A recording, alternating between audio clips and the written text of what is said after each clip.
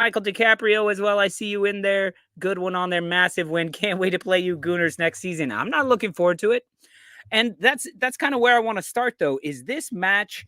Mark and I have been trying to catch as many Leeds United matches as possible, and also trying to watch as much championship as possible because it is a different beast without VAR, with the referees seeming to at least have their balls back a bit and make a call and stick with it. And you make a call and you stick with it. Even that goal tonight, where I don't know, somebody's talking about rule changes and whatnot, that he didn't direct the pass or whatever like that. But in the moment, it looked like the defender got a header on it, or it might have deflected off a defender, and the goal scorer was clearly way offside.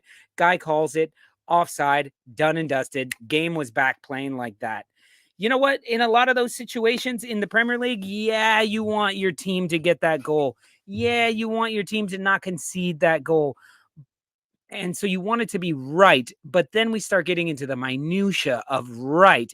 Did he intend to chest that ball? Was it a chest pass to Melier? Does that count as a pass? Blah, blah, blah, da, da, da, da, da. When really in the thick and the heat of the game, boom, boom, boom, boom, boom, boom, boom, the linesman made a call and had the balls to stick by the call. I mean, they have to, there's no VAR, so they had to stick by it. But us watching the game as well live, we're going, yeah, dude's offside. He's offside. It wasn't. So I like that. We've been watching as much championship football as we can here in the States because we don't get all the matches. But today's match looked like two Premier League clubs going at it. And I think Leicester City and Leeds United are both primed to get back up in the Premier League. And it just made me think, for certain teams, does going down actually reinvigorate your team? It's a reset where if you can go down and then come right back up by playing really good football for more matches than you're used to playing, more often than you're used to playing, bigger names leave your club, but a lot of shit leaves your club too. And they have a time to regroup. And there's a lot of recognizable names on the Leicester side. But then there's a lot of new names. And then there's academy kids. And you look at Leeds United. This team, who of them were playing in the Premier League? What, 3, 4, 5 of them were actually playing in the Premier League? This is a new team, and it seems like a team that is gelling and can come back and do some damage. You see why second season syndrome is such a big deal. Wow, I can't believe I got that out. We'll check back in a few hours if I can say second season syndrome after a bunch of these beers that I'm having.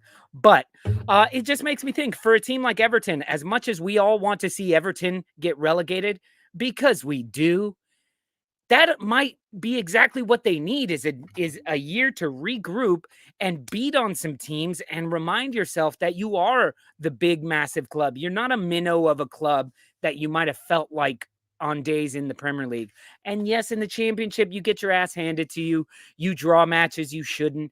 But in the end, watching Leicester City and Leeds United play today, that was Premier League football. But it was harder hitting than Premier League football because they were going in for the tackles, knowing that, like, excuse me, knowing that this may be a yellow card tackle. This might be a red card tackle, but they're not going to review it. So hopefully I only get the yellow card, because there were ones I was waiting for the game to stop. I was waiting for the game to stop and for them to start reviewing shit, and it didn't, and the game kept going and I didn't miss it. And you know what? Calls went their way. In the end, I think it all worked out. Graham says, exactly, Lolo. You know, that's how you get your comments on screen. If you agree with me in the first few words, boom, your comment is on the screen.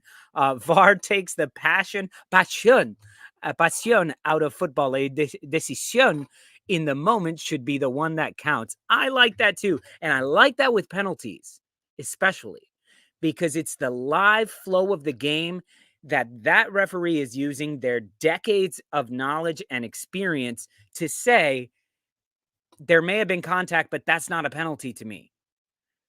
and then VAR reviews it and there's a clip of a boot, contact, penalty. As opposed to, no, the flow of the game doesn't dictate that that's a penalty.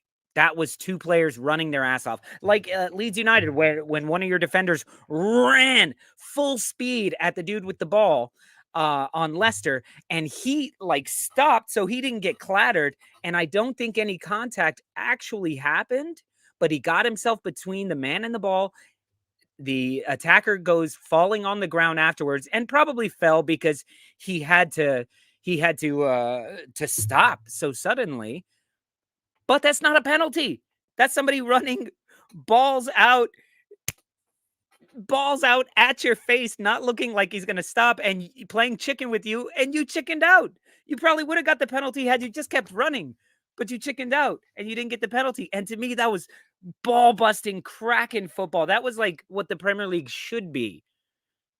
But we're all playing with like Nerf guns these days. Anyway, I've been talking a good old long time. There's a bunch of comments coming in. Lots of people who we don't see every Friday. Rhiannon, so good to see you. Get on the show. Get on the show. I will send you the link if you're available.